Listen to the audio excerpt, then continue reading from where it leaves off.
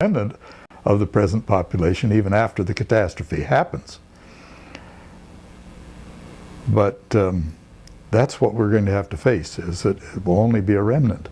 6.7 billion of us are so far in excess of the carrying capacity of this planet for our ways of life, even for our early ways of life, that the remnant will be much, much smaller than that. I've begun to describe the 21st century as the bottleneck century. Ecologists speak of bottlenecks as situations in which a superabundant species has to diminish in number, and only a remnant population gets through the bottleneck. And that's what's going to happen to us, I think, in this century.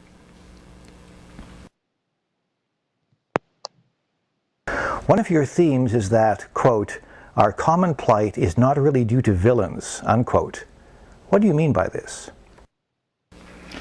It's too easy to blame somebody for our troubles, some individual or some small group of individuals. But if our troubles are really due to the fact that industrialization led us in the direction of reliance on non-renewable resources to a great extent, and enabled us to multiply way beyond carrying capacity, we all participated in the process. The inventors of the devices that enabled us to do this were good people. They weren't villains. James Watt, who invented the steam engine and began the process, really, of our excessive reliance on the prehistoric photosynthesis that occurred during the Carboniferous period that laid down this supply of combustible materials.